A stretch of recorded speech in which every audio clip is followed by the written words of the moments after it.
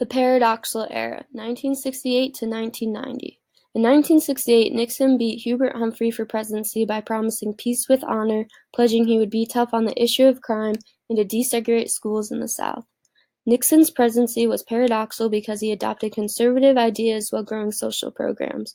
Some of these programs include major revisions to the food stamp program, various healthcare acts, for example, expanding Medicare and the establishment of the Occupational Safety and Health Administration. The reforms he saw out in his first term provided jobs and income. Nixon also got the federal government to start funding a variety of social services for people near the poverty line. For example, the Rehabilitation Act of 1973 and the Comprehensive Employment and Training Act, which shocked both Republicans and Democrats. Although Nixon never did much about civil rights, one thing he did do was approve the Equal Employment Opportunity Act of 1972, which states that an employer cannot discriminate on the basis of race, color, religion, sex, or national origin. During Nixon's second term, he decided to cut new social legislation due to inflation and his conservative ways.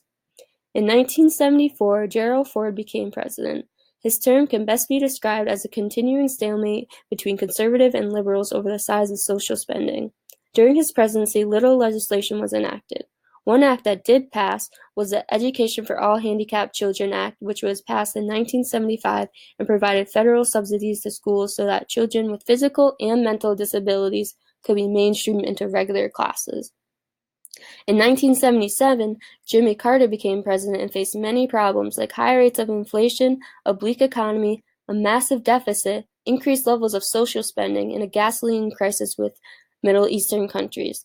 Carter was unfit and ill-equipped to deal with these problems. He was not interested in domestic legislation at all. His priorities were reorganization of the federal bureaucracy, the Middle East, renegotiation of the Panama Canal Treaty, and energy policy. He proposed a three-tier benefit system in which able-bodied but non-working persons received the lowest benefits, persons who were exempt from work received middle-level benefits, and the working poor received the highest benefits. He also proposed that creation of 1.4 million public service jobs for recipients. He also expanded Medicaid, but at the same time enacted a lot of social cuts to cut the rate of inflation. The policy changes in the 1970s constituted a hidden social spending revolution.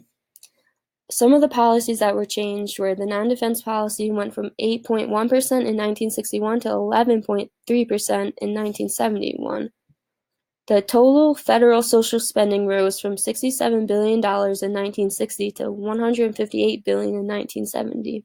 Two-thirds of the domestic budget consisted of social insurance and means-tested social programs.